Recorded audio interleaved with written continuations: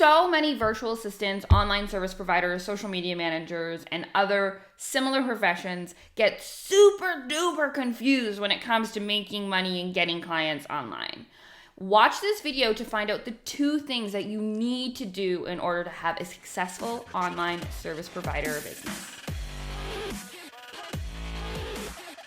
For all the advice you need on growing a successful virtual assistant business, be sure to subscribe and hit the bell to be notified every Tuesday and Thursday when my videos go live. There are 2 things that you need to do in order to grow a successful online service provider, virtual assistant, social media manager, digital marketer, whatever type of business that you're trying to grow and that brought you to this channel. So number 1 is you got to niche down. For all of you guys that don't know what a niche is, please watch my video on the topic, which you can find in the comments below. But niching down is super duper duper duper duper important. And that's because you are a business. You are going to be trying to attract clients to you, right? And by doing that, you need to write copy and create content and be that beautiful, awesome, amazing business self that you are to attract your dream clients. In order to write content and attract those dream clients, you need to know who you are speaking to.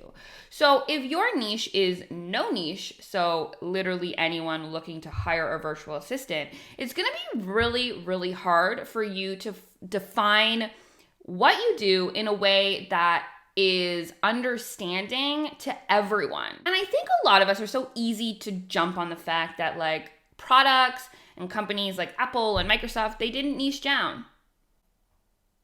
Or did they? So for all of you that don't know, Microsoft and Apple have niched down. They have a very specific niche market, target market, whatever you want to call it, that they write their content, create their ads, commercials, all that fun stuff to attract into their little client experience.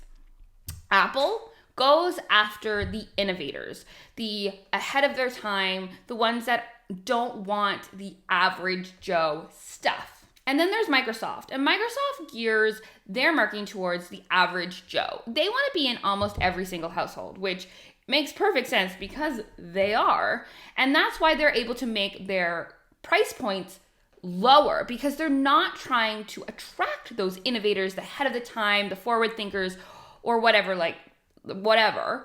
And that's why they are, well, Bill and Melinda Gates are they're billionaires, but they're not because they gave their money away. Like, they're crazy. But they've made a lot of money because of their niche.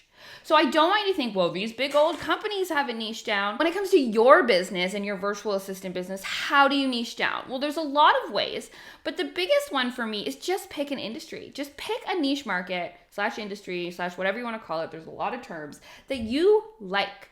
Let's say you're really into fitness lately and you're like, you know what? I could be a virtual assistant for fitness coaches. Cool, do that. Write your content and your website copy and all those things geared towards fitness professionals. Maybe you're into real estate. Maybe you used to be a real estate agent and you're like, you know what? I can't do that anymore, but I can definitely do all the administration still. So that's why you would gear your copy and your content towards real estate. Next thing you have to do, number 2, is that you need to niche down your services as well. So arguably, niching down services is maybe not the right term. It could be, I'm not really sure. But basically what I'm saying is you're not going to offer #all the things, right? You're going to offer 1, 2, 3, 4, 5, 6, depending what your services are for your clients. You're not going to come in and be like, I can do everything. So for me, I used to be an online business manager / I still kind of am.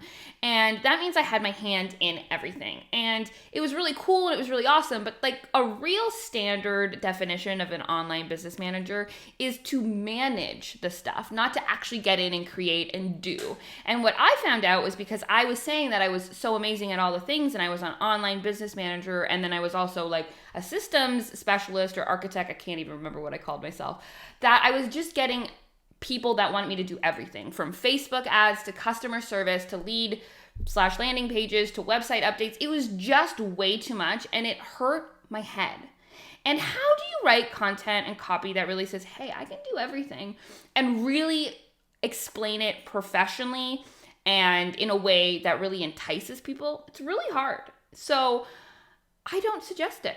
To recap, the 2 things you're going to do in order to start building that super duper successful online service provider or virtual assistant business is, number 1, you're going to pick a niche to work in. Fitness industry, real estate, crafting, bubbles, I don't know, pick one.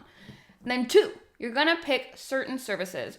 So don't do everything. Don't be the Facebook ad specialist as well as the Instagram growth manager, whatever, content, all that stuff. Don't do that. Be just a social media manager. Just focus on Instagram or Pinterest, or maybe you do both. That's okay. But the point is you're not coming in and saying, I can do everything, because most entrepreneurs, especially ones that are going to pay more, they want specialized people in their business. They want you to do the best job possible, and they know that the way for you to do that is to be super specialized in 1, 2, or 3 skills. All right, guys, bye.